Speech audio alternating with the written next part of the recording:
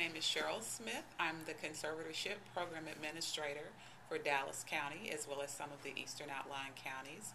I have the duty of managing five program directors who each have units with conservatorship staff who are responsible for visiting with and providing services for children in foster care as well as their parents and extended family members. The goals of Child Protective Services are certainly to focus on permanent safety and well-being for children, to certainly have respect for families' cultural and ethnic beliefs, certainly to ensure that people are treated with respect and that we maintain ourselves as professionals.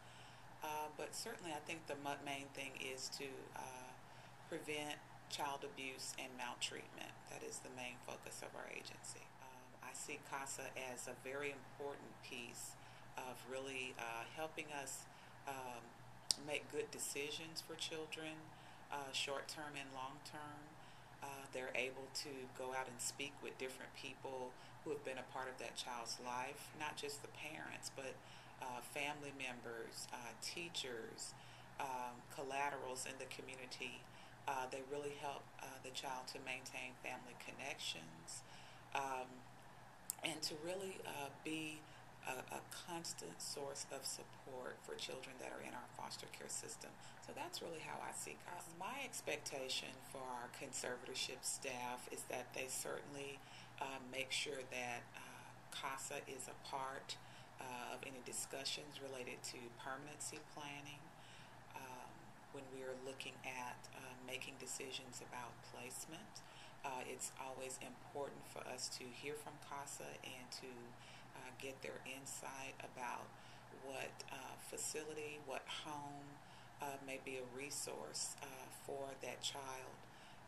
And just also to remind us, keep us informed of the child's desires and their wishes. When we have staffings, when we have permanency conferences, all of those very important meetings, court hearings, it is always important for us to talk with CASA, to get their perspective on the case, get their insight, and put that together with the information that the conservatorship worker has in order to help us make a more effective and balanced decision for children related to permanency planning.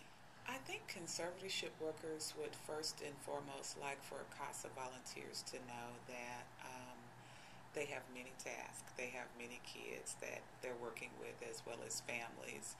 And that sometimes their caseloads and their duties and obligations are pretty heavy.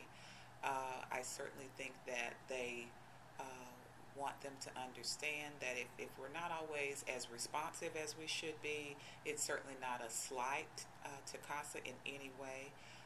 But we do want them to understand that sometimes our plates are very full. I think an ideal situation for conservatorship staff would be to have a limited number of cases where they could really devote the time and attention on a consistent basis that they would like to.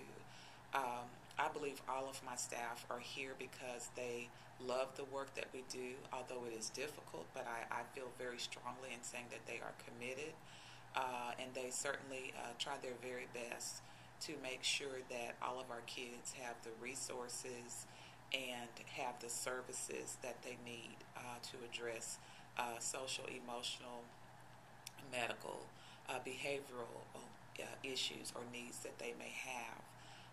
But I think probably one of the most things that they would like to see is have a reduced caseload. I think it's important for CASA advocates to know that there is a MOU between Dallas CASA and Dallas County CPS, and outlined in that specific memo are the framework of how our two agencies, the staff, work together. There are guidelines related to how to access case information, what that looks like, and it goes across the board for both of our agencies, what you need from us and what we need from you. It also talks about when we have a child that is placed for adoption, how you all give your input in that process, and how we are to accept and receive that information in helping to hopefully identify what we hope to be a permanent home for a child. I also think it's also important to know that sometimes we are going to have disagreements. Sometimes there are going to be just differences of opinion. What I hope and what I know that the CASA leadership hopes and expects is that we can sit down, we can come together, we can outline areas where we may have differences. It's not to say we're going to always agree, but I think we can come up with a resolution where maybe we can just agree to disagree on certain issues, but overall craft a plan that's going to be best for the child involved, because ultimately that's what it's about.